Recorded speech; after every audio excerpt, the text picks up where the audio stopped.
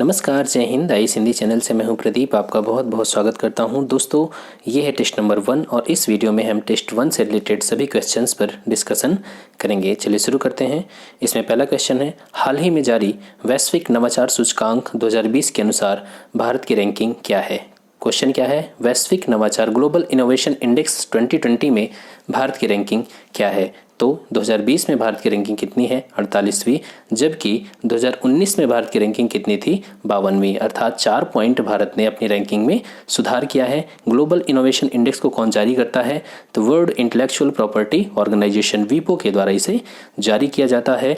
और इस इंडेक्स में स्विट्जरलैंड टॉप पर है, स्वीडन सेकेंड नंबर पे और अमेरिका थर्ड पोजीशन पे। क्लियर। चलिए आगे चलते हैं।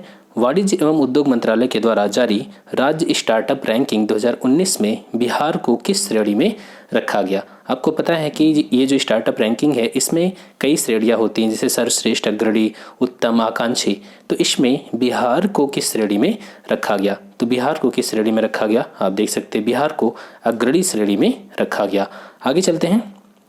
आप यहाँ पर एक चीज़ देख लें कि गुजरात को सर्वश्रेष्ठ प्रदर्शन श्रेणी में रखा गया है और बिहार, महाराष्ट्र, उड़ीसा को अग्रणी श्रेणी में रखा गया। आगे चलते हैं। हाल ही में भारत सरकार के द्वारा जारी राज्य व्यापार सुधार कार्य योजना रैंकिंग 2019 में शीर्ष रैंक किस राज्य को प्राप्त हुआ। आप यहाँ पर ध्यान से देखें, राज्य व्यापार सुधार कार्य योजना रैंकिंग, अर्थात इसमें ये जो रैंकिंग बनाएगी किन आधारों पर तैयार किया गया, ये देखा गया कि कौन सा राज्य व्यापार सुधार कार्य योजना, मतलब कि व्यापार करने में ज़्यादा से ज़्यादा अपने राज्य में सुधार कर रहा है ताकि व्यापार करने में आसानी हो, ईज ऑफ डूइंग बिजनेस में आसानी हो। ठीक है, तो इसमें शीर्ष रैंक किस राज्य को प्राप्त हुआ, तो शीर्ष रैंक किसको प्राप्त हुआ, आंध्र प्रदेश को। क्लियर। चलिए आगे चलते हैं। नेक्स्ट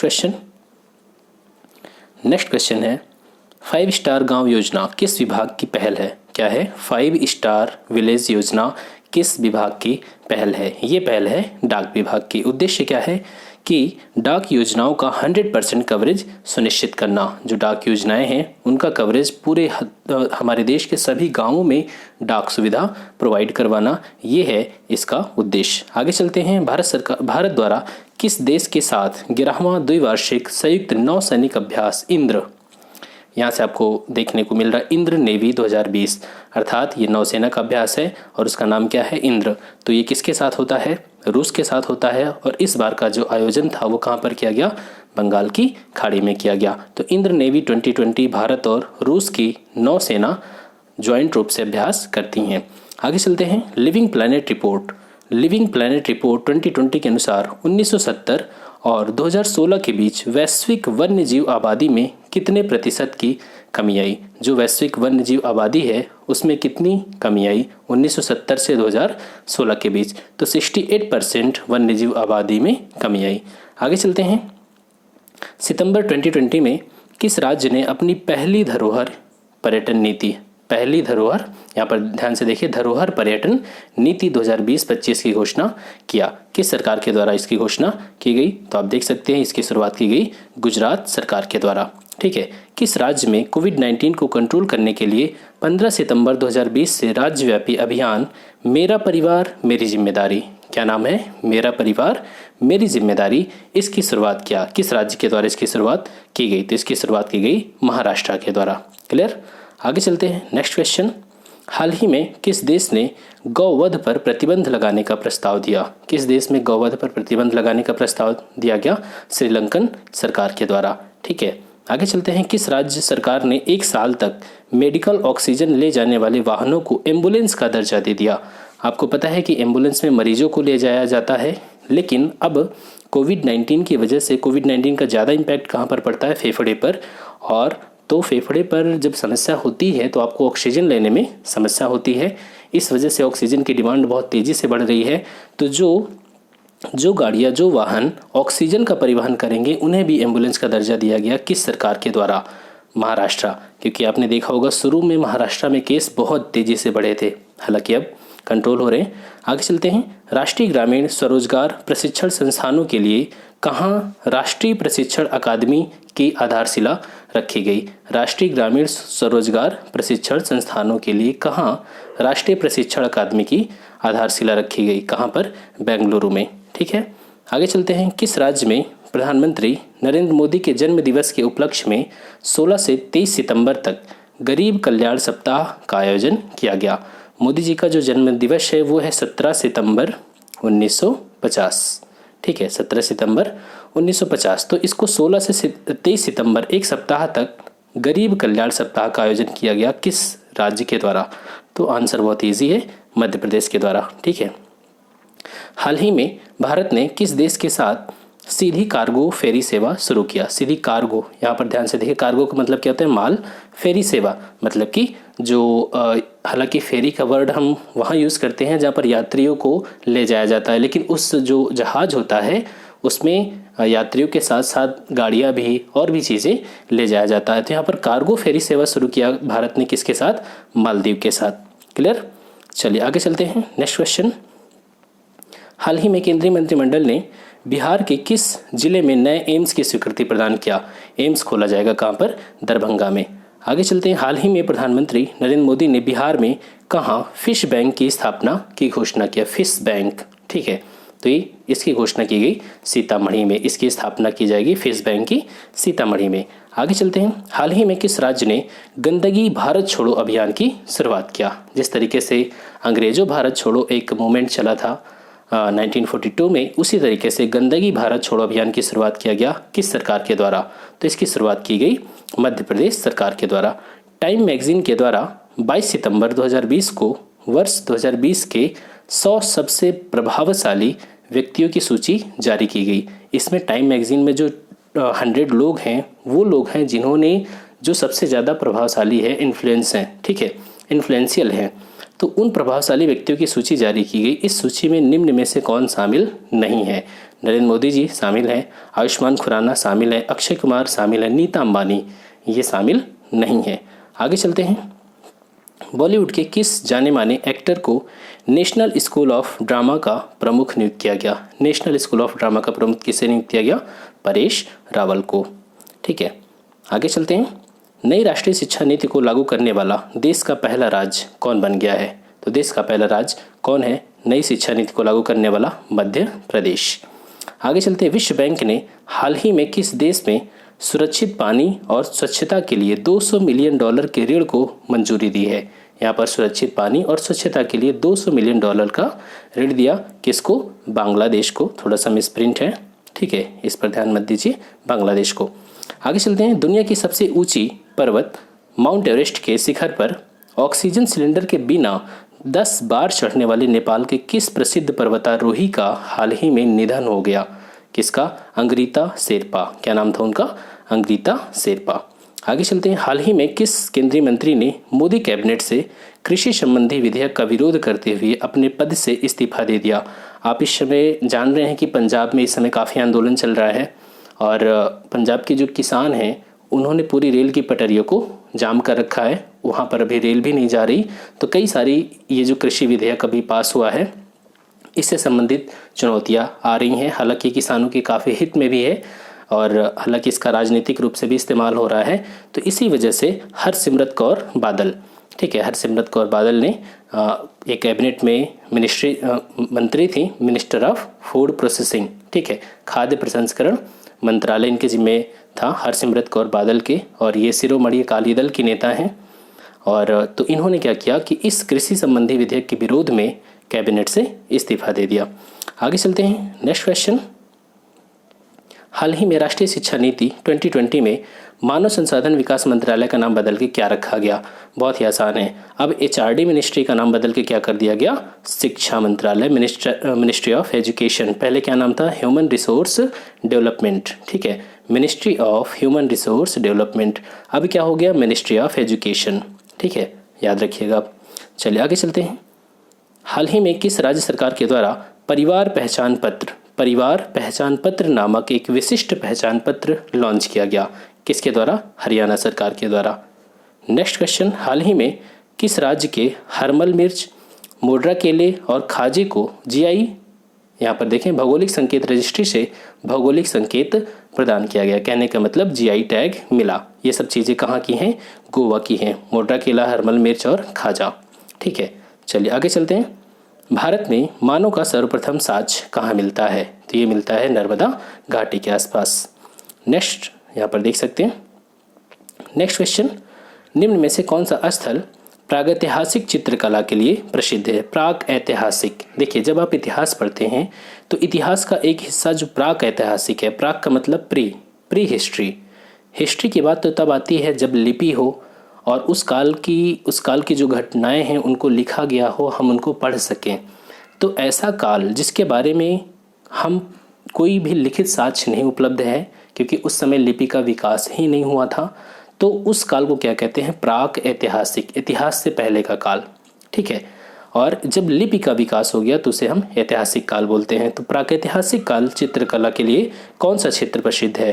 तो आप जानते हैं ये भीमबेटका। भीमबेटका को मैं बता दूं, भीमबेटका 2003 में वर्ल्ड हेरिटेज साइट के रूप में घोषित किया गया। और वर्ल्ड हेरिटेज साइट कौन घोषित करता है? यूनेस्को। ठीक है, इसके अलावा आप यहाँ पर देखें तो बाघ और अजंता को भी वर्ल्ड हेरिटेज साइट के रूप में घोषित किया गया। अजंता कहाँ पर है? महाराष्ट्र में। ये 1983 में बहुत पहले अजंता को वर्ल्ड हेरिटेज साइट के रूप में घोषित किया जा चुका है। ठीक है, चलिए आगे चलते हैं।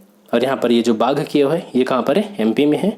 और भीमबेटका भी कहाँ पर है? एमपी में। भीमबेटका मध्य प्रदेश के रायसेन जिले में स्थित है। ठीक है, और यहाँ पर आप देख सकते हैं इसमें जो चित्रकलाएं मिली हैं वो मध्य पाषाण काल से संबंधित हैं, जबकि जो अजंता और बाघ की चित्रकलाएं हैं, इसमें जो चित्रकलाएं मिली हैं वो मौर्य काल के बाद की हैं। ठीक है, चलिए आगे चलते हैं।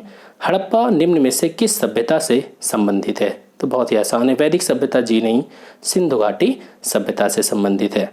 मेसोपोटामिया की सभ्यता, सुमेरियन सभ्यता, ये तो अंतर्राष्ट्रीय स्तर की सभ्यताएं थी, मतलब कि उस समय की सिंधु घाटी सभ्यता के समकालीन ये इराक में थी मेसोपोटामिया सभ्यता। तो जो हड़प्पा सभ्यता है वो किससे संबंधित है? सिंधु घाटी सभ्यता से। नेक्स्ट क्वेश्चन, यहाँ पर आपको मैच करवाना है कि कौन सा हड़प्पा कालीन जो हड़प्पा सभ्यता की स्थल हैं वो किस नदी के किनारे हैं। तो बहुत ही आसान है, हड़प्पा रावी नदी के किनारे था। रोपड़, सतलज, लोथल, भगवा और कालीबंगा घग्गर। हड़प्पा कहाँ पर है? ये पाकिस्तान में, पंजाब प्रांत में। कालीबंगा राजस्थान, लोथल गुजरात। ठीक है, चलिए आगे चलते हैं।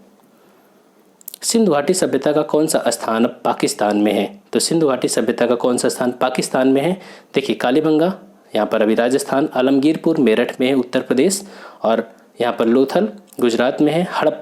हड़प्पा जो है वो देखिए, जब आप मॉडर्न हिस्ट्री पढ़ते हैं तो जब भारत का विभाजन हुआ तो जो हमारा पंजाब प्रांत था उसको दो भागों में बांटा गया। जो पूर्वी पंजाब प्रांत था वो भारत में है और जो पश्चिमी पंजाब प्रांत था वो पाकिस्तान में चला गया। इसी तरीके से बंगाल का भी विभाजन हुआ। पश्चिमी बंगाल हमारे पास है और पूर्वी बंगाल आज बांग्लादेश बन गया। ठीक है, मतलब आज बांग्लादेश उसका नाम है, पहले पूर्वी पाकिस्तान नाम होता था। तो ये जो यहाँ पर आप देख रहे हैं पश्चिमी पाकिस्तान है, पश्चिमी पाकिस्तान में एक जिला है साहिवाल जिला। साहिवाल जिले में ही ये हड़प्पा नामक स्थान है। आगे चलते हैं, यहाँ पर देख लें। ठीक है, मांटगोमरी जिला, और यह जो स्थल है वो रावी नदी के तट पे। आगे चलते हैं। सिंधु घाटी सभ्यता का पतन नहीं है, पत्तन का मतलब होता है बंदरगाह। तो बंदरगाही नगर कौन सा था? लोथल कहाँ पे? गुजरात में, भोगवा नदी के तट पर। यहीं से सब जो सिंधु घाटी के लोग थे वो व्यापार किया करते थे। ऋग्वैदिक संहिता का 9वां मंडल पूर्णतः किसको समर्पित है? ऋग्वेद का जो 9वां मंडल है वो किसको समर्पित है? बहुत ही आसान है, ये सोम और इस पेय पर नामकृत देवता को संबंधित है। ठीक है, सोम देवता को समर्पित है। आगे चलते हैं। आप यहाँ पर देख सकते हैं ऋग्वेद में कुल कितने मंडल हैं? 10 मंडल हैं, 1028 सूत्र हैं, और इसके बाद 10,462 इसमें मंत्र हैं या ऋचाएँ हैं या श्लोक हैं। ठीक है, क्लियर? चलिए आगे चलते हैं। यम और नचिकेता का संवाद किस उपनिषद से प्राप्त होता है? तो यम और नचिकेता का संवाद हमें मिलता है कठोपनिषद में। इसमें नचिकेता ने बहुत सारे सवाल पूछे हैं यम से कि मृत्यु क्या है, मृत्यु के बाद आत्मा का क्या होता है। ठीक है, तो इसमें यम ने जवाब दिए हैं बहुत सारे, कि इसमें बताया ना इस आत्मा का कभी जन्म होता है, ना इसकी कभी मृत्यु होती है, सारी चीज़ें। हड़प्पा में मिट्टी के बर्तनों पर सामान्यतः किस रंग का प्रयोग किया गया है? सब बहुत ज़्यादा इसमें लाल रंग का यूज़ किया गया है, तब प्राकृतिक कलर सब हुआ करते थे। ठीक है, चलिए आगे चलते हैं। प्रसिद्ध 10 राजाओं का, या इसे हम 10 राग युद्ध भी कहते हैं, 10 राजाओं का युद्ध किस नदी के तट पर लड़ा गया? परशुणी नदी। परशुणी क्या बोलते हैं? आज इसका नाम क्या है? रावी नदी। ठीक है, रावी नदी के तट पे लड़ा गया था। और आप यहाँ पर देख सकते हैं इसमें 2 कबीले थे, एक भरत, और इसमें 10 जनों के बीच एक साइड में 10 जन थे और एक साइड भरत थे, और इसमें भारत की विजय हुई थी। आगे चलते हैं, धौलावीरा जिस राज्य में स्थित है वह कहाँ पर है? धौलावीरा गुजरात में है। ठीक है, यह हड़प्पाकालीन स्थल है। सबसे प्राचीन वेद कौन सा है? तो सबसे प्राचीन वेद ऋग्वेद है। क्लियर? इसमें 10 मंडल है, फिर से रिवाइज करवा देता हूँ। 10 मंडल, 1028 सूत्र और 10,462 क्या है इसमें? मंत्र या ऋचाएँ हैं। आगे चलते हैं, गायत्री मंत्र किस पुस्तक में मिलता है? तो गायत्री मंत्र आपको कहाँ मिलता है? ऋग्वेद में। ठीक है, और जो ऋग्वेद का 3रा मंडल है उसमें गायत्री मंत्र का उल्लेख है, और यह गायत्री मंत्र किससे संबंधित है? सूर्य देवता की स्तुति में ये रचा गया है। ठीक है, आगे चलते हैं, किस वैदिक ग्रंथ में वर्ण शब्द का सर्वप्रथम नामोल्लेख मिलता है? तो ये जो वर्ड है किस में आता है? सबसे पहले ऋग्वेद में। कैसे आया था? तो आप यहाँ पर देख सकते हैं, जो ऋग्वेद का 10वां मंडल है इसी में बताया गया है कि जो एक दिव्य पुरुष थे उनके मुख से ब्राह्मण, ठीक है, चारों वर्णों के बारे में इसमें बताया गया। मुख से ब्राह्मण, क्षत्रिय, और जब क्षत्रिय का उदय हुआ वो हुआ भुजाओं से, फिर पेट से वैश्य का और पैर से शूद्र का। तो ये जो शूद्र वर्ड है ऋग्वेद के 10वें मंडल के पुरुष सूक्त में मिलता है। आगे चलते हैं, बिहार में उपनिषद काल में ब्राह्मण धर्म तथा ज्ञान का महान केंद्र था कौन? विदेह। विदेह कहाँ पड़ता है? पिछले वीडियोज़ में भी हमने देखा, मगध के ऊपर जो मिथिला था, मिथिला में ही विदेह पड़ता। ठीक है, चलिए आगे चलते हैं, और विदेह के ही राजा कौन थे? जनक। नेक्स्ट क्वेश्चन, बिहार के किन क्षेत्रों में अंग महाजनपद स्थित था? तो आपको पता होगा ये भागलपुर और मुंगेर के इलाके में अंग महाजनपद स्थित था। अच्छा, आपको बताना है कमेंट सेक्शन में कि बिहार में 16 महाजनपदों में से कितने महाजनपद बिहार में स्थित थे। ठीक है, आपको ये बताना है। चलिए आगे चलते हैं, नेक्स्ट क्वेश्चन, जैन धर्म के वास्तविक संस्थापक और 24वें एवं अंतिम तीर्थंकर महावीर का जन्म कहाँ हुआ था? तो बहुत ही आसान है, वैशाली के कुंडग्राम में हुआ था। ठीक है, कब हुआ था? 540 BC में। आगे चलते हैं, पहली जैन संगीति का आयोजन किसके शासनकाल में हुआ था? तो पहली जैन संगीति का आयोजन, यहाँ पर देखिए ध्यान से, ये बौद्ध संगीति के बारे में नहीं पूछा जा रहा। ठीक है, यहाँ पर जैन संगीति के बारे में पूछा जा रहा। तो इसका आयोजन किसके काल में हुआ था? चंद्रगुप्त मौर्य के टाइम में। कहाँ पर हुआ था? पाटलिपुत्र में। और जो दूसरी जैन संगीति थी वो बल्लभी में हुई थी। बल्लभी कहाँ पर है? गुजरात में। और यहाँ पर ध्यान से देखें, पहली जैन संगीति की अध्यक्षता किसने किया था? स्थूलभद्र ने किया था। आगे चलते हैं, भारतीय प्रतीक पर उत्कीर्ण सत्यमेव जयते कहाँ से लिया गया? तो बहुत ही आसान है, सत्यमेव जयते कहाँ से लिया गया? मुंडकोपनिषद से लिया गया, जिसका अर्थ क्या होता है? सत्य की हमेशा विजय होती है। बुद्ध के जीवन की किस घटना को महाभिनिष्क्रमण कहा गया? महाभिनिष्क्रमण किसको कहा गया? जब उन्होंने अपना घर छोड़ा था तो उस घटना को क्या कहा गया? महाभिनिष्क्रमण। अब मैं यहाँ से बता देता हूँ, जब उन्हें ज्ञान प्राप्त हुआ तो उन्हें क्या कहा गया? संबोधि। जब उन्होंने अपना पहला प्रवचन दिया सारनाथ में तो उसे कहा गया धर्म चक्र प्रवर्तन, और जब उनकी मृत्यु हुई तो उसे क्या कहा गया? महापरिनिर्वाण। क्लियर? चलिए आगे चलते हैं, नेक्स्ट क्वेश्चन, महात्मा बुद्ध ने अपना पहला उपदेश कहाँ दिया था? तो सारनाथ में दिया था, जिसे हम धर्म चक्र प्रवर्तन भी कहते हैं। नेक्स्ट क्वेश्चन यहाँ देख लीजिए, उर्वेला से जब उन्हें ज्ञान प्राप्त हुआ, वहाँ उर्वेला से वो सबसे पहले कहाँ पर आए? सारनाथ में, और यहीं पर उन्होंने 5 ब्राह्मण सन्यासियों को उपदेश दिया था, और इस घटना को क्या कहा जाता है? धर्म चक्र प्रवर्तन। कौटिल्य के अर्थशास्त्र में किस पहलू पर प्रकाश डाला गया? नाम है अर्थशास्त्र, लगता है इसमें इकोनॉमिक्स से संबंधित बातें हैं। जी नहीं, इकोनॉमिक्स नहीं, इसमें राजनीति से संबंधित बातें हैं, राजनीतिक नीतियाँ। ठीक है, और इसकी जो तुलना की जाती है वो मैकियावेली के द प्रिंस से की जाती है। मैकियावेली एक बहुत बड़ा विचारक था, उसने किताब लिखी थी द प्रिंस। आगे चलते हैं, मगध सामान्य नहीं साम्राज्य। ठीक है, मगध साम्राज्य का उत्कर्ष प्रारंभ हुआ किसके काल से? बिंबिसार के शासनकाल से। ठीक है, जिसका कार्यकाल 544 से 493 BC तक रहा। नेक्स्ट क्वेश्चन, पाटलिपुत्र नगर की स्थापना किसने किया? बहुत ही आसान है, पाटलिपुत्र की स्थापना किसने किया था? उदयन ने किया था। ठीक है, जो अजातशत्रु के बाद गद्दी पे बैठता है और इसे हम उदयभद्र के भी नाम से जानते हैं, उदयन को। दूसरी बौद्ध संगीत की अध्यक्षता किसने किया था? तो दूसरी बौद्ध संगीत की अध्यक्षता यहाँ पर आप देख सकते हैं सब्बक मीर या इन्हें सब्बक कामी भी कहते हैं। ठीक है, दूसरी बौद्ध संगीत की अध्यक्षता सब्बक मीर ने किया था। अच्छा, दूसरी बौद्ध संगीत का आयोजन कहाँ किया गया था? तो वैशाली में किया गया था। ठीक है, 383 BC में। तो पहली कहाँ हुई थी? राजगिरी। दूसरी कहाँ हुई? वैशाली। तीसरी पाटलिपुत्र। चौथी कुंडलवन।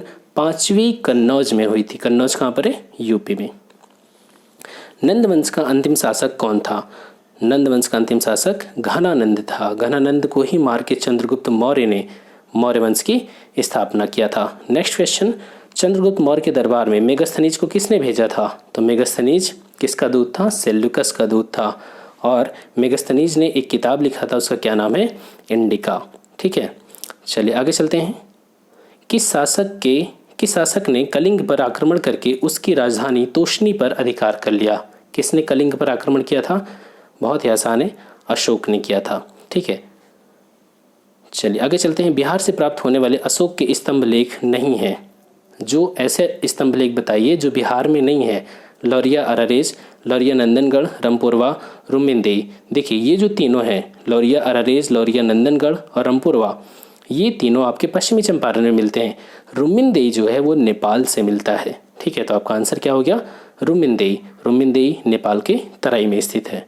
नेक्स्ट क्वेश्चन, मौर्यकालीन निम्न अधिकारियों में सड़क निर्माण का प्रमुख अधिकारी कौन को किस नाम से जाना जाता था? तो एग्रोनोमोई नाम से उसे जाना जाता था, जो मौर्य काल में सड़क निर्माण का अधिकारी हुआ करता था, एग्रोनोमोई।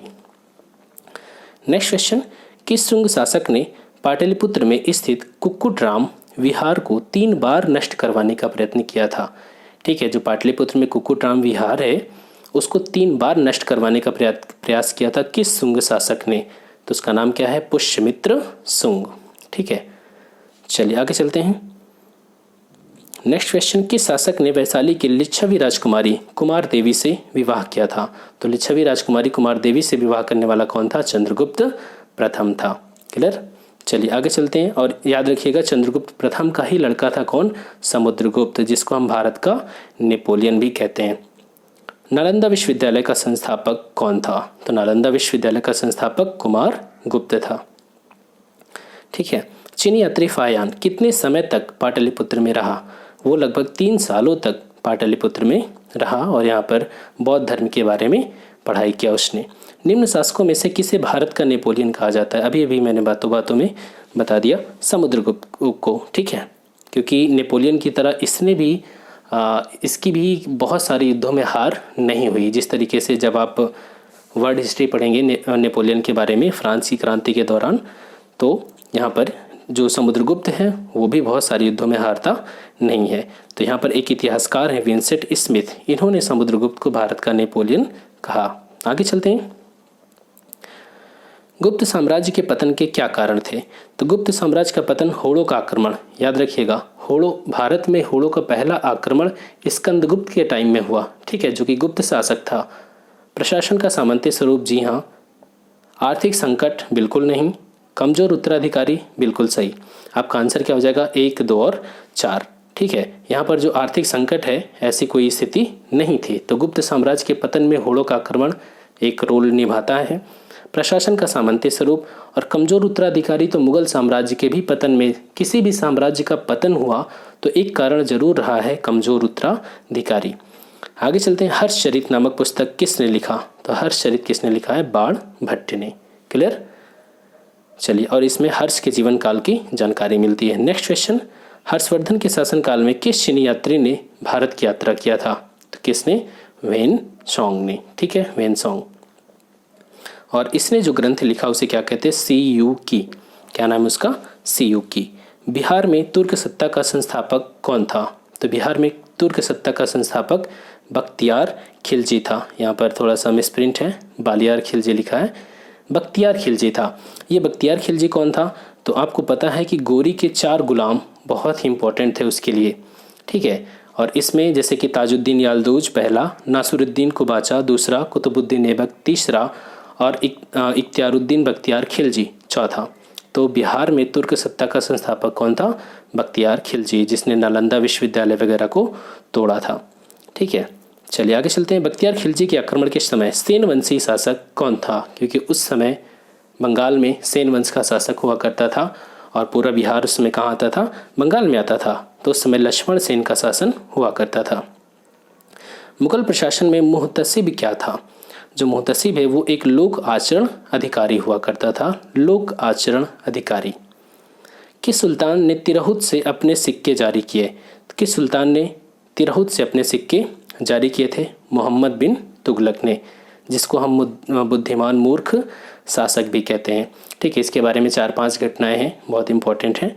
निम्न में से किसने आगरा की स्थापना किया? तो बहुत ही आसान है, सिकंदर लोदी ने आगरा की स्थापना किया था। ठीक है, कब किया था? 1504 में, ध्यान देना। ठीक है, और 1506 में इसको अपना राजधानी बनाया था सिकंदर लोदी ने। क्लियर?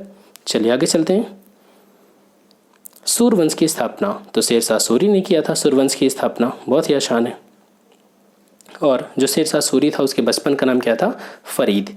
नेक्स्ट क्वेश्चन, शेरशाह ने किस युद्ध में हुमायूं को पराजित किया? बहुत अच्छा क्वेश्चन, क्योंकि आपको यहाँ पर कंफ्यूज हो जाएंगे। कन्नौज का युद्ध, चौसा का युद्ध और दौरा का युद्ध, सूरजगढ़ का युद्ध। ध्यान से देखिएगा। चौसा का युद्ध कब हुआ था? पहले ये बताइए कि चौसा का युद्ध पहले हुआ था या कन्नौज का? चौसा का जो युद्ध हुआ था वो 26 जून 1539 को हुआ था। कब हुआ था? 26 जून 1539 को। और जो यहाँ पर जो कन्नौज का युद्ध है या बिलग्राम का युद्ध भी इसे बोलते हैं, ये हुआ था 17 मई 1540, एक साल बाद हुआ था। ठीक है, 17 मई 1540। ध्यान देना, दोनों ही युद्ध में शेरशाह सूरी ने हुमायूं को पराजित किया था। पहले कौन सा युद्ध हुआ? चौसा का युद्ध। इसमें तो उसकी जान बच गई किसी तरह। कन्नौज वाले में भी जान बच जाती है, लेकिन जब वो कन्नौज वाले में 1540 में हारता है तो वो भारत से भाग जाता है और 5 साल बाद वापस आता है। फिर जाके वो पराजित करता है और फिर से भारत में मुगल सत्ता की स्थापना करता है। ठीक है, तो यहाँ पर आपका आंसर क्या हो जाएगा? ई, क्योंकि चौसा के युद्ध, कन्नौज के युद्ध, दोनों युद्ध में शेरशाह ने हुमायूं को हराया था। शेरशाह का मकबरा कहाँ पर है? तो बहुत ही आसान है, ये सहसाराम में है। ठीक है, एक झील के बीचों बीच ऊंचे टीले में बनाया गया। विजयनगर राज के संस्थापक कौन थे? तो आपको आप जानते होंगे इसको, हरिहर और बुक्का। विजयनगर राज के पहले ये हिंदू थे, लेकिन ये मुगल काल में नौकरी करने लगे थे। इन्होंने मुस्लिम धर्म अपना लिया था, लेकिन बाद में किसी वजह से ये साउथ इंडिया गए। साउथ इंडिया में फिर से इन्होंने हिंदू धर्म अपना लिया और इन्होंने विजयनगर साम्राज्य की स्थापना किया। और इनके पिता संगम के नाम पे इसकी स्थापना क्या कहलाई? संगम वंश कहलाया। ठीक है, चलिए आगे चलते हैं। चित्तौड़ का कीर्ति स्तंभ निर्मित हुआ था किसके शासनकाल में? जो चित्तौड़ का कीर्ति स्तंभ है वो निर्मित हुआ था राणा कुंभा। ठीक है, इनके काल में। आगे चलते हैं। बिहार को सर्वप्रथम अपने साम्राज्य में मिलाने वाला मुगल शासक कौन था? तो कौन था? अकबर था। ठीक है, कब? आप देख सकते हैं लगभग 1573-74 के आसपास अकबर ने बिहार को मिला लिया था। ठीक है, चलिए आगे चलते हैं। मात्र एक मुट्ठी बाजरे के चक्कर में मैंने अपना साम्राज्य खो दिया होता, ये बात किसने बोली थी? तो ये बात बोली थी शेरशाह सूरी ने। इसके पीछे एक कहानी है, लेकिन डिटेल में इतना नहीं जाएंगे। मात्र एक मुट्ठी बाजरे के चक्कर में मैंने अपना साम्राज्य खो दिया होता, शेरशाह सूरी ने कहा था। ठीक है, उसने जब राजपूतों का पराक्रम देखा तब उसके मुख से ये वाक्य फूट पड़े।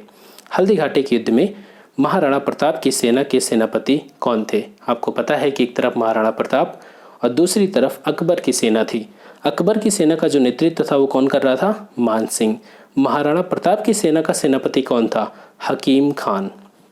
ठीक है, अकबर के दरबार में तो राजपूत जैसे अमर सिंह, मान सिंह और इन लोगों ने अपनी बहन और अपनी बेटी का विवाह भी कर रखा था। तो यहाँ पर आप देखेंगे तो अकबर का जो दरबार था उसमें राजपूतों की काफ़ी संख्या विद्यमान थी और उनके सेनापति आप देख ही सकते हैं मान सिंह। महाराणा प्रताप की अकबर की ओर से लड़ रहे थे मान सिंह। ठीक है, चलिए आगे चलते हैं। निम्न में से किस मुगल शासक ने तीर्थ यात्रा कर समाप्त कर दिया था? तीर्थ यात्रा कर अकबर ने ख़त्म किया था। ठीक है, कब ख़त्म किया था? तो 1563 में तीर्थ यात्रा कर ख़त्म किया था। बनारस के एक पंडित जी थे, उनके कहने पे अकबर ने तीर्थ यात्रा कर ख़त्म कर दिया।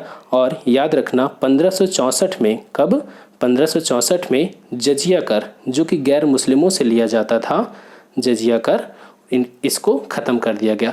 बाद में चल कर के औरंगजेब फिर से जजिया कर लगा देता है।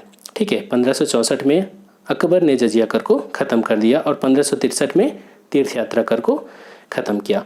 शाहजहां के काल में बिहार का सूबेदार कौन था? शाहजहां के काल में बिहार का सूबेदार कौन था? शाइस्ता खां था। क्लियर।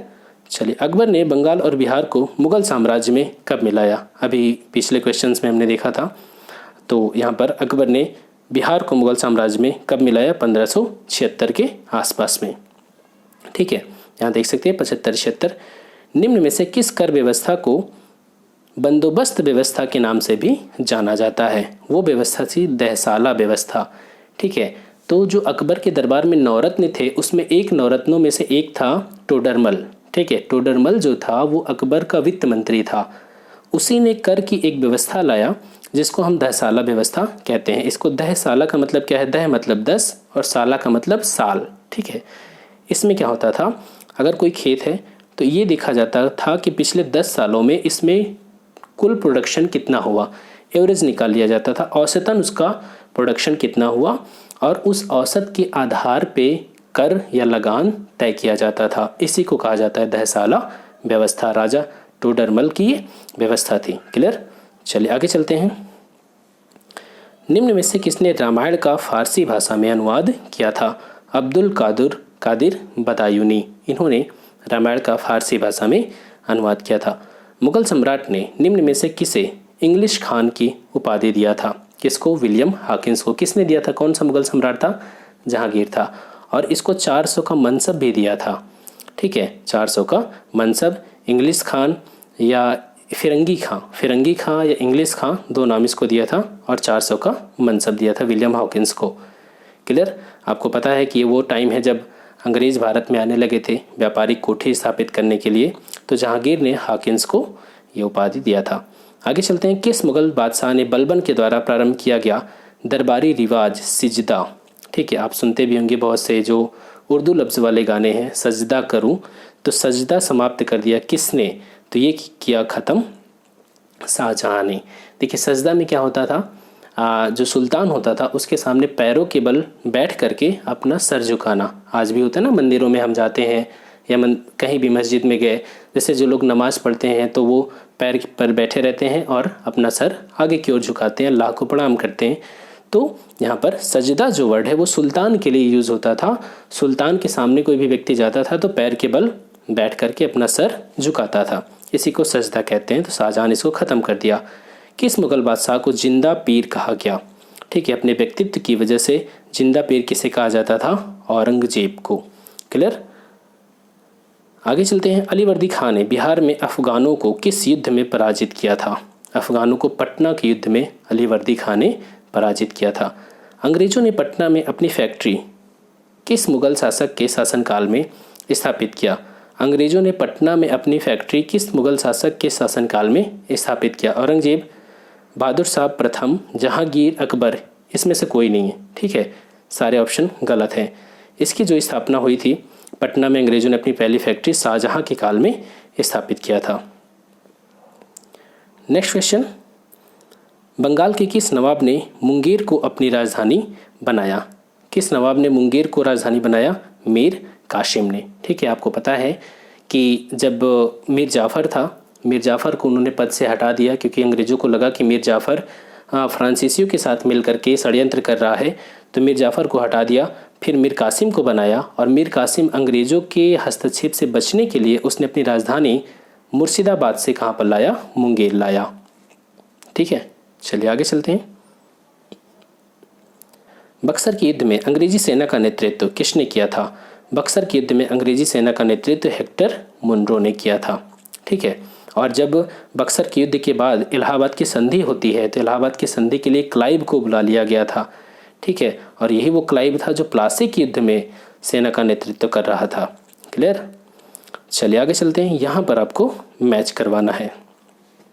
चलिए देख लेते हैं। कुतुब मीनार शुरुआत किसने किया था? कुतुबुद्दीन ऐबक ने। और जो इसका पूरा निर्माण था वो किसने करवाया? इल्तुतमिश ने। ठीक है, गोल गुंबद ये मोहम्मद आदिल शाह ने इसको बनवाया और ये गोल गुंबद है कहाँ? बीजापुर। बीजापुर कहाँ है? कर्नाटक में। बुलंद दरवाज़ा का निर्माण अकबर ने करवाया, गुजरात विजय के उपलक्ष्य में, आगरा में है। और देखिए मोती मस्जिद जो है वो कई है मोती मस्जिद, एक मोती मस्जिद जो है वो मिलेगी आपको आगरा में। आगरा वाली मोती मस्जिद का निर्माण किसने करवाया? शाहजहाँ ने। ठीक है, आगरा में ताजमहल किसने बनवाया? शाहजहाँ ने। तो इस तरीके से आप याद रखिए। और जो मोती मस्जिद दिल्ली के लाल किले में है उसका निर्माण किसने करवाया? औरंगजेब ने करवाया। ठीक है, क्लियर। चलिए आगे चलें। खालसा के संस्थापक गुरु कौन थे? तो बहुत ही आसान, गुरु गोविंद सिंह खालसा पंथ के संस्थापक। पानीपत के तीसरे युद्ध में निम्न में से किसने मराठों को हराया था? तो मराठों को किसने हराया था? अफगानों ने। मराठे इतने ये पता नहीं इनको बहुत घमंड था या क्या वजह थी, इन्होंने अपने दोस्त कम बनाए दुश्मन ज़्यादा बनाए। इसीलिए जब अफगानों से युद्ध हुआ तो किसी ने इनका साथ नहीं दिया, बल्कि जो देसी राजा थे वो भी इसके अगेंस्ट में, मराठों के अगेंस्ट में खड़े हो गए। ठीक है, आप यहाँ देख सकते हैं 14 जनवरी 1761 में मराठों और अहमद साहब दाली, अंदाली नहीं अहमद साहब दाली के बीच ये युद्ध हुआ था। मराठे बुरी तरीके से हार गए और इस युद्ध में देखिए काल कब का है? 1761 का। इसी युद्ध में एक मेंस का क्वेश्चन बनता है। कहा जाता है कि पानीपत के तीसरे युद्ध ने यह साबित नहीं किया कि दिल्ली का साम्राज्य अब किसके हाथों में, बल्कि यह साबित कर दिया कि दिल्ली का साम्राज्य कौन दिल्ली का मालिक नहीं होगा। अभी तक ये माना जाता था कि मुगलों के पतन के बाद मराठे जो है वो दिल्ली के शासन, मतलब दिल्ली का शासन मराठों के कब्जे में आ जाएगा।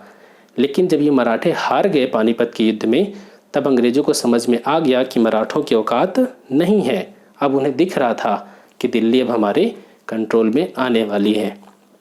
ठीक है, चलिए आगे चलते हैं। ब्रिटिश ईस्ट इंडिया कंपनी ने बम्बई किससे लिया था? बम्बई किससे लिया था? ईस्ट इंडिया कंपनी ने। ईस्ट इंडिया कंपनी को तो बम्बई मिला था वहाँ के ब्रिटेन के चार्ल्स द्वितीय के द्वारा दिया गया था बम्बई को, लेकिन इसके पीछे कहानी समझ लीजिए। देखिए 1661 में क्या हुआ था? 1661 में इंग्लैंड के राजा थे चार्ल्स द्वितीय। 1661 में इन्होंने शादी किया। किससे शादी किया? पुर्तगाली राजकुमारी कैथरीन ऑफ ब्रिगेंजा से। ठीक है, कैथरीन ऑफ ब्रिगेंजा से शादी किया। तो पुर्तगालियों के कब्जे में इस समय मुंबई था और मुंबई को अपना, अब मुंबई उनका था तो उन्होंने दहेज में दे दिया। किसको? चार्ल्स द्वितीय को। अब चार्ल्स द्वितीय मुंबई लेके क्या करेंगे दहेज में? उन्होंने ईस्ट इंडिया कंपनी को दे दिया 1668 में। कब? 1668 में ईस्ट इंडिया कंपनी को चार्ल्स द्वितीय ने दे दिया कि लो आप लोग अपना व्यापार करो, हमें 10 पाउंड दे दिया करो वार्षिक। 10 पाउंड कोई कीमत है? 10 पाउंड वार्षिक लेकर के चार्ल्स द्वितीय ने ईस्ट इंडिया कंपनी को मुंबई दे दिया। तो यहाँ पर आपका जो आंसर हो जाएगा वो क्या होगा? पुर्तगालियों से। हालांकि अगर यहाँ पर ब्रिटेन होता या फिर चार्ल्स द्वितीय होता तो वो एक परफेक्ट आंसर होता। ठीक है, लॉर्ड वेलेस्ली की सहायक संधि को स्वीकार करने वाला पहला मराठा सरदार कौन था? तो पहला मराठा सरदार आप यहाँ पर देख सकते हैं पेशवा बाजीराव द्वितीय। जो आपने बाजीराव मस्तानी मूवी देखी है वो बाजीराव प्रथम है। ठीक है, बाजीराव प्रथम ताकतवर था, बाजीराव द्वितीय बहुत ही डरपोक इंसान था। ठीक है, बहुत ही कमज़ोर शासक। 1796 से 1818 तक रहता है और इसी के काल में 1818 में जब तीसरा आंग्ल मराठा युद्ध होता है तो मराठा पूरी तरीके से महाराष्ट्र अंग्रेजों के कब्जे में आ जाता है।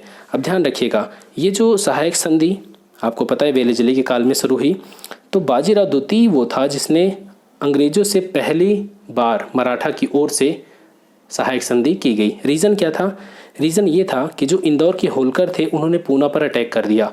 ठीक है, पूना पर अटैक कर दिया तो बाजीराव द्वितीय भाग करके कहाँ चला गया? बसीन चला गया। बसीन एक द्वीप है मुंबई का और उस बसीन पर किसका कब्जा था इस समय तक? ईस्ट इंडिया कंपनी का। तो बाजीराव द्वितीय भाग के गया, बोला कि मुझे फिर से पेशवा बनना है, मुझे पूना पर कंट्रोल करना है। अंग्रेजों ने कहा ठीक है तुम सहायक संधि हमारे साथ कर लो, हम तुम्हें सपोर्ट करेंगे। तो 1802 में, यहाँ पर ध्यान से देखिएगा, 1802 में बाजीराव द्वितीय के साथ अंग्रेजों ने सहायक संधि कर लिया था। ठीक है, चलिए आगे चलते हैं। Poverty and un British rule in India. ठीक है, poverty and un British rule in India किसी किताब है? दादा भाई नौरोजी की। इसमें दादा भाई नौरोजी ने बताया कि भारत में कैसे अन ब्रिटिश रूल है। ब्रिटेन में डेमोक्रेसी है, ब्रिटेन में लोगों को बोलने की आज़ादी है, ब्रिटेन में प्रेस की स्वतंत्रता है, ब्रिटेन में हर चीज़, लेकिन भारत में वही ब्रिटेन के लोग भारत में शासन कर रहे हैं, लेकिन भारत में अपोजिट है, अर्थात un British rule in India है। ठीक है, तो दादा भाई नौरोजी। 1857 की क्रांति सबसे पहले कहाँ हुई? इसकी शुरुआत कहाँ से होती है? मेरठ से होती है। ठीक है, और मेरठ यहाँ पर आंसर नहीं दिया गया, आपका आंसर क्या हो जाएगा? ई। जगदीशपुर में 1857 में किसके नेतृत्व में समानांतर सरकार की स्थापना की गई थी? समानांतर सरकार की स्थापना, उनका क्या नाम था? रथ भंजन सिंह। ठीक है, चलिए आगे चलते हैं। उस क्षेत्र की पहचान कीजिए जहां संथालों ने 1855-56 में अपनी सरकार की घोषणा किया था। उस एरिया को हम दामन ए कोह के नाम से जानते हैं, और ये जो एरिया है वो कहाँ पड़ता है? भागलपुर और राजमहल के बीच में, दामन ए कोह, यहीं पर संथाल विद्रोह हुआ था 1855-56 में। बिहार का कौन सा क्षेत्र 1770-71 में सन्यासी विद्रोह का केंद्र था? कौन सा एरिया है? पूर्णिया। ठीक है, चलिए आगे चलते हैं। नील दर्पण नाटक का लेखक कौन है? तो आपको पता है, दीनबंधु मित्र। नील दर्पण नील विद्रोह से संबंधित है ये जो नील दर्पण नाटक है। आगे चलते हैं। 19वीं सदी में के दौरान होने वाले वहाबी आंदोलन का मुख्य केंद्र कौन था? वहाबी आंदोलन का मुख्य केंद्र कौन था? पटना। कोल विद्रोह का नेतृत्व किसने किया था? बुद्धो भगत और गंग नारायण ने। कोल विद्रोह कब हुआ था? 1831 और 32, छोटा नागपुर वाले इलाके में बुद्धो भगत और गंगा नारायण ने किया था। अमेरिका में फ्री हिंदुस्तान अखबार किसने शुरू किया था? फ्री हिंदुस्तान। आपको पता है कि जो हमारे क्रांतिकारी थे, हमारे देश के भीतर तो कर ही रहे थे क्रांति, भारत को आज़ाद कराने की कोशिश तो कर रहे थे, लेकिन अंतर्राष्ट्रीय स्तर पर भी पेरिस से, अमेरिका से, कनाडा से, बहुत सारे इलाकों से कोशिश की जा रही थी। तो यहाँ पर तारक नाथ दास ने फ्री हिंदुस्तान अखबार निकाला था। ठीक है, कहाँ पर? जो कनाडा का वैंकूवर है वहीं से। यहाँ पर अमेरिका लिखा है, अमेरिका का मतलब क्या हो गया? North America. ठीक है, लेकिन वैंकूवर तो कनाडा का द्वीप है ना। आगे चलें। गांधी जी के द्वारा शुरू किया गया एक साप्ताहिक पत्र हरिजन का पहला अंक 11 फरवरी 1933 को कहाँ से प्रकाशित किया गया था? अब ध्यान से देखिएगा, 1933 का दौर है। 1933 में गांधी जी कहाँ पर हैं? गांधी जी इस समय जेल में हैं। जब वो वापस आए थे दूसरा गोलमेज सम्मेलन में शामिल होने के बाद, जब वहाँ पर उन्हें कुछ नहीं मिला, जब वो वापस आए तो उन्होंने फिर से सविनय अवज्ञा आंदोलन छेड़ने की कोशिश किया, और इस वजह से अंग्रेजों ने उन्हें पकड़ के जेल में डाल दिया। तो इस समय वो पूना के यरवदा जेल में है, और उसी जेल से उन्होंने अपना पहला अंक प्रकाशित किया था, हरिजन। ठीक है, चलिए आगे चलते हैं। किसने आत्मीय सभा के, मतलब कौन आत्मीय सभा के संस्थापक थे? तो बहुत ही आसान है, राजा राम मोहन रॉय। कब? 1814-15 के आसपास इन्होंने आत्मीय सभा की स्थापना किया। 1828 में इन्होंने ब्रह्म समाज की स्थापना किया। Clear? Next question, Satyarth Prakash की रचना किसने किया? तो स्वामी दयानंद सरस्वती। इन्होंने आर्य समाज की स्थापना किया, और ये 1875 में। क्लियर? यहाँ पर मैंने सही बताया था ना, आत्मीय सभा के बाद ब्रह्म समाज 1828 में। आगे चलते हैं। भारत संघ इंडियन एसोसिएशन, आपको पता है इसकी स्थापना किसने किया था? सुरेंद्र नाथ बनर्जी और आनंद मोहन बोस ने किया था 1876 में। ठीक है, 1876 में सुरेंद्र नाथ बनर्जी और आनंद मोहन बोस ने इंडियन एसोसिएशन की स्थापना किया था। कांग्रेस की पहली महिला अध्यक्ष कौन थी? वो भी जो भारतीय हों। ध्यान से देखिएगा, पहली भारतीय महिला अध्यक्ष कौन थी? अब यहाँ पर मैं एक चीज़ आपको बता देता हूँ। देखिए, 1917 में 8 जोड़ो 1925, 1925 में 8 जोड़ो 1933, ये वो टाइम है जब इसकी कांग्रेस की अध्यक्षता महिलाओं ने किया। 1917 में एनी बेसेंट, वो भारतीय नहीं थी। 1925 में यहाँ पर सरोजनी नायडू ने, और 1933 में नीली सेन गुप्ता ने। तो पहली भारतीय जिन्होंने कांग्रेस की अध्यक्षता किया 1925 में। 1917 का अधिवेशन कहाँ हुआ? कलकत्ता में। 1925 का अधिवेशन कहाँ हुआ? कानपुर में। 1933 का अधिवेशन कहाँ हुआ? फिर से कलकत्ता में। याद हो गया? पहली भारतीय तो 1925 में, यहाँ पर सरोजनी नायडू। क्लियर हो गया? आपका आंसर हो गया सी। नेक्स्ट क्वेश्चन, कौन उग्रपंथी नहीं था? मतलब कौन उदारवादी था? तो लाल बाल पाल, ये तो नहीं हो सकते, ये तो उग्रवादी थे। मदन लाल, उधम सिंह, ये सब उग्रवादी थे। गोपाल कृष्ण गोखले, ये उदारवादी थे। ठीक है, आगे चलते हैं, अभिनव भारत से कौन संबंधित था? अभिनव भारत की स्थापना किसने किया था? तो वीडी सावरकर ने, विनायक दामोदर सावरकर। मुजफ्फरपुर में किंग फोर्ड की हत्या का प्रकाश किसने किया था? ये जज था, ठीक है। काफ़ी ये जो इंडियंस थे उनके साथ ये एक तरीके से अन्याय करता था, तो इसको मारने की कोशिश किया गया था 1908 में, ठीक है।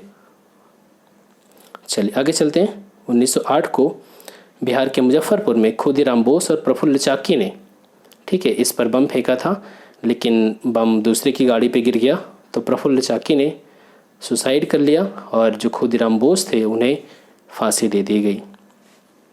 आगे चलते हैं, भगत सिंह, राजगुरु और सुखदेव को फांसी कब दी गई?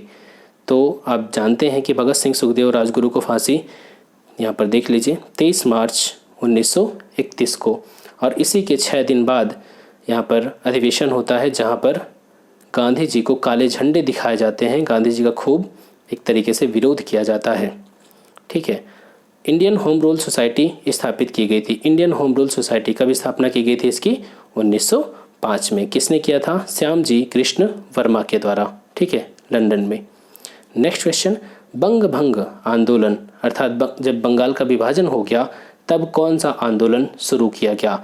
बंग, आपको पता है कि बंगाल विभाजन के बाद स्वदेशी आंदोलन की शुरुआत की जाती है। मुस्लिम लीग का पहला अध्यक्ष कौन था? मुस्लिम लीग का पहला अध्यक्ष कौन था? आगा खां। जो मुस्लिम लीग की स्थापना है वो कब हुई थी? 1906 में।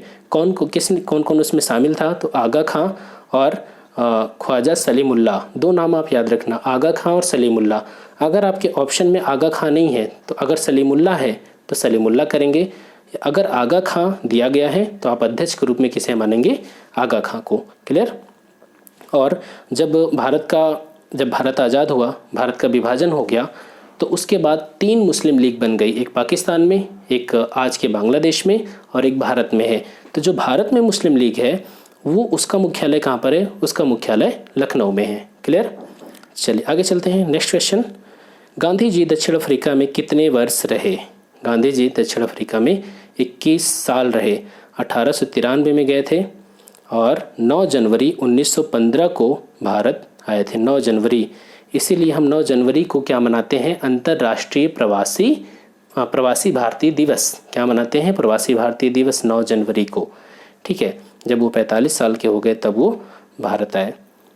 आगे चलते हैं। एक गुजराती भाई थे दादा अब्दुल्ला, उनका मुकदमा लड़ने के लिए डरबन गए हुए थे। निम्न में से कौन महात्मा गांधी के चंपारण सत्याग्रह से संबंधित है? तो राजकुमार शुक्ल, इन्हीं के निमंत्रण पर गांधी जी चंपारण आए हुए थे तिनकटिया पद्धति के संदर्भ में। रोलेट एक्ट भारत में लागू किया गया कब? 1919 में। वास्तव में इसका नाम रोलेट एक्ट नहीं था, इसका नाम था the anarchical and revolutionary crimes act of 1999। Actually Sidney Rowlatt ये जो रिपोर्ट दिया था, जो कमेटी बनाई गई थी, उस सिडनी रोलेट उसका अध्यक्ष था और इसी के नाम पे इस कानून को क्या कहा जाने लगा? रोलेट एक्ट, ठीक है। इसका उद्देश्य क्या था? उस समय के जो क्रांतिकारी थे उनको पकड़ना और उन्हें जेल में डाल देना, बिना उनसे कुछ पूछे। ना ही उन्हें कोई वकील दिया जाएगा, ना ही उनकी कोई अपील सुनी जाएगी, ना ही कोई दलील। बिना वकील का, बिना अपील का, बिना दलील का काला कानून था, ठीक है। आगे चलते हैं। स्वराज पार्टी की स्थापना किसने किया? आपको पता है 1922 में गया में अधिवेशन हुआ था जिसकी अध्यक्षता CR दास ने किया था। इस समय तक गांधी जी ने असहयोग आंदोलन वापस ले लिया था और इसके विरोध में अब ये लोग चाहते थे, जो CR दास थे और जवाहरलाल नेहरू थे, मोतीलाल नेहरू थे, सुभाष चंद्र बोस थे, ये लोग चाह रहे थे कि अब हम विधान परिषदों में जाएं और वहाँ पर विरोध करें, क्योंकि असहयोग आंदोलन तो ख़त्म हो गया तब। लेकिन जो लोग थे उस समय उन्होंने प्रस्ताव रखा CR दास ने, ठीक है, जब बैठक हो रही थी, लेकिन उनका प्रस्ताव फेल हो गया और CR दास ने अध्यक्षता से इस्तीफा दिया और ये लोग प्रयागराज में आकर के स्वराज पार्टी की स्थापना किया, चित्तरंजन दास और मोतीलाल नेहरू। क्लियर? सविनय अवज्ञा आंदोलन की असफलता के बाद गांधी जी ने महत्व दिया किस चीज़ को? देखिए, गांधी जी का कोई भी आंदोलन हो, वो आंदोलन खत्म होने के बाद वो रचनात्मक कार्य में लग जाते थे। रचनात्मक कार्य का मतलब कि हरिजनों का उत्थान करना, स्वदेशी को बढ़ावा देना और सूत काटना, ये सारी चीज़ें। दूसरे गोलमेज सम्मेलन में कांग्रेस का प्रतिनिधित्व किसने किया था? गांधी इरविन समझौता में बात हुई थी कि गांधी जी जो सविनय अवज्ञा आंदोलन है उसको रोक दीजिए और दूसरे गोलमेज सम्मेलन में भाग लीजिए, तो गांधी जी गए थे कांग्रेस की ओर से। ठीक है, अब यहाँ पर ध्यान से देखिए दूसरे गोलमेज सम्मेलन का टाइम क्या है। तो इसकी ये जो चल रहा था ये 7 सितंबर 1931 से 1 दिसंबर 1931 तक। ठीक है, 1931 में दूसरा गोलमेज सम्मेलन हुआ था, सितंबर से दिसंबर तक। नेक्स्ट क्वेश्चन, लोकनायक किन्हें कहा जाता है? तो लोकनायक हमारे जयप्रकाश नारायण जी। भारत में क्रिप्स मिशन कब आया था? क्रिप्स मिशन आया था 1942 में। ये टाइम कब का है? सेकेंड वर्ल्ड वार का है। सेकेंड वर्ल्ड वार में जापान ने ब्रिटेन की हालत ख़राब कर दी थी इधर एशिया वाले इलाके में। ठीक है, अब ब्रिटेन को चिंता थी कि अगर भारत सपोर्ट नहीं करेगा ब्रिटेन का तो हम हार जाएंगे और भारत हमारे हाथ से निकल जाएगा। तो क्रिप्स के नेतृत्व में एक मिशन भेजा गया था 1942 में कि आप भारत को मनाओ कि भारत ब्रिटेन के साथ शामिल हो जाए। ठीक है, तो क्रिप्स मिशन कब आया था? 1942 में। सर्वप्रथम लोक निर्माण विभाग की स्थापना किसने किया था? तो लोक निर्माण विभाग PWD पब्लिक वर्क डिपार्टमेंट, इसकी स्थापना किया था फिरोज शाह तुगलक ने। ठीक है, आगे चलते हैं। नेक्स्ट क्वेश्चन, किस बादशाह के अंतर्गत मुगल सेना में, अच्छा हाँ कुछ और चीज़ें देख लीजिए। फिरोज शाह तुगलक ने, जैसे फिरोज शाह कोटला, आज इसका नाम क्या हो गया? अरुण जेटली स्टेडियम। फिरोज शाह कोटला नगर बसाया दिल्ली में, और एक फिरोज शाह कोटला स्टेडियम भी है, इसका नाम बदल के क्या कर दिया गया? अरुण जेटली स्टेडियम। फिरोजाबाद, फतेहाबाद, हिसार, जौनपुर, फिरोजपुर, इन नगरों का भी इसने निर्माण करवाया था।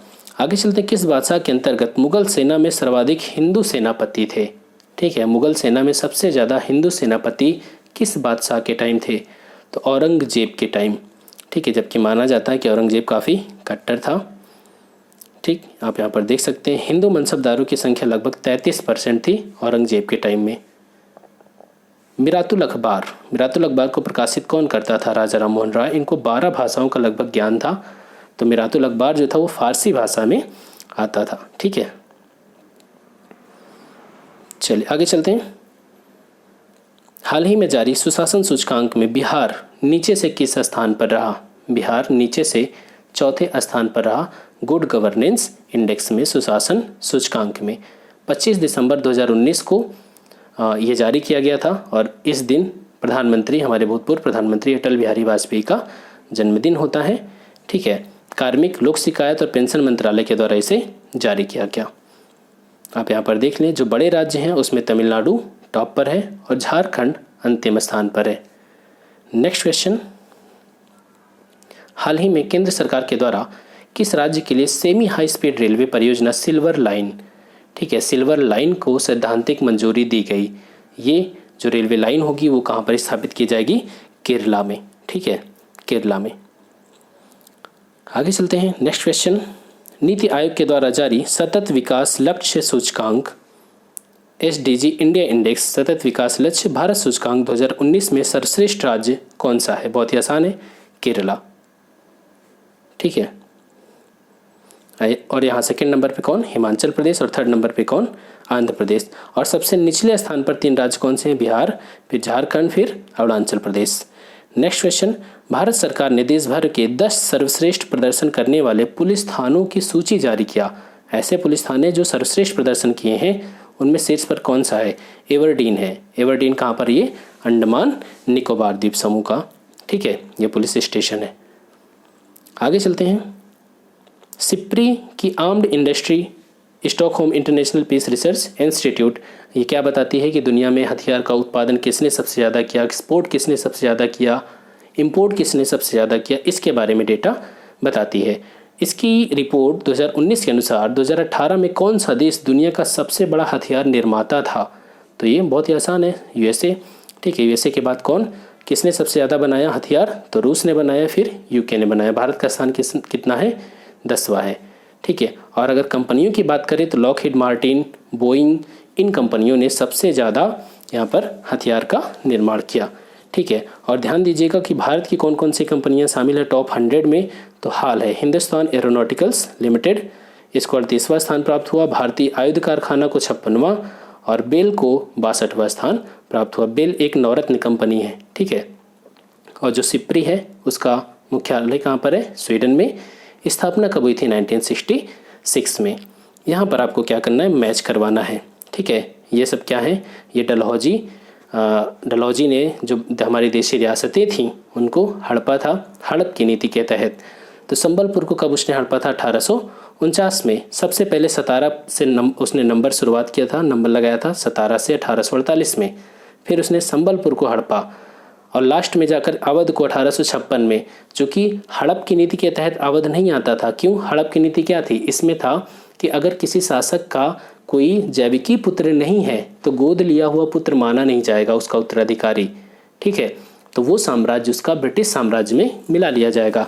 तो जो अवध था, अवध का विलय कर लिया गया 1856 में। चूँकि अवध का विलय हड़प की नीति के तहत नहीं हो सकता था, तो इसको कुशासन का आरोप लगा के डलहौजी ने विलय कर लिया और झांसी 1854 में डलहौजी ने इसका विलय कर लिया। नेक्स्ट क्वेश्चन, हाल ही में लॉन्च की गई प्रधानमंत्री मत्स्य संपदा योजना की अवधि कितनी है? मत्स्य संपदा योजना की अवधि है 5 साल। क्लियर? 2024-25 तक ये लागू रहेगी 2020 से। हाल ही में जारी मानव पूंजी सूचकांक 2020 में भारत की रैंकिंग कितनी है? ह्यूमन कैपिटल इंडेक्स में भारत की रैंकिंग कितनी है? 116वीं। कौन जारी करता है human capital index? World bank जारी करता है और इसमें टॉप पर कौन है? सिंगापुर। सेकंड पोजीशन पे हांगकांग और थर्ड नंबर पे कौन है? जापान। ठीक है, हाल ही में एनएसएसओ के द्वारा जारी साक्षरता दर रिपोर्ट में सबसे खराब साक्षरता दर किसकी रही? सबसे खराब साक्षरता दर रही आंध्र प्रदेश की। बिहार की तो फिर भी अच्छी रही, केरल टॉप पर रहा। आप यहाँ पर देख सकते हैं 66.4% आंध्र प्रदेश और बिहार 70.9%। बिहार नीचे से तीसरे नंबर पर रहा। आगे चलते हैं। राष्ट्रीय सांख्यिकी संगठन द्वारा प्रकाशित हेल्थ इन इंडिया रिपोर्ट के अनुसार देश भर में 5 वर्ष से कम आयु के कितने प्रतिशत बच्चे पूरी तरीके से इम्यूनाइज्ड हैं? मतलब उन्हें वैक्सीन लग चुकी है। कोविड-19 की वैक्सीन नहीं, जो उनकी ज़रूरत है, जैसे BCG की वैक्सीन, ये सारी। ठीक है, अभी कोविड-19 की तो वैक्सीन आई ही नहीं। तो यहाँ पर ध्यान से देखें, तो इसमें बताया गया कि किस यहाँ पर 1 मिनट, देश भर में 5 वर्ष से कम आयु के कितने प्रतिशत बच्चे पूरी तरीके से इम्यूनाइज्ड हैं? कितने परसेंट बच्चे? तो यहाँ पर आप देख सकते हैं 59.2% बच्चे पूरी तरीके से इन्हें वैक्सीन लग चुकी है। किसे इंदिरा गांधी शांति निःशस्त्रीकरण व विकास पुरस्कार 2019 से सम्मानित किया गया? उनका नाम है डेविड एटनबरो। ठीक है, एलनबरो नहीं है, एटनबरो। आगे चलते हैं। हाल ही में जारी वैश्विक आर्थिक स्वतंत्रता सूचकांक 2020 में भारत का स्थान कौन सा है? तो वैश्विक आर्थिक स्वतंत्रता सूचकांक में भारत का स्थान 105वां है, जबकि टॉप पर कौन है? हांगकांग। और कौन जारी करता है? तो फ्रेजर इंस्टीट्यूट के द्वारा इस इंडेक्स को जारी किया जाता है।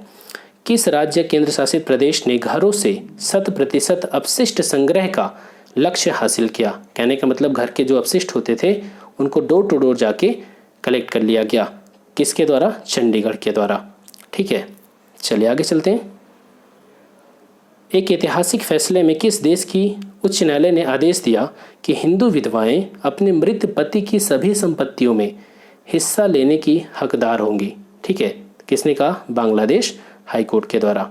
ठीक है, चलिए आगे चलते हैं। हाल ही में किस राज्य ने स्मार्ट राशन कार्ड योजना की शुरुआत किया? स्मार्ट राशन कार्ड, इसकी शुरुआत किसने किया?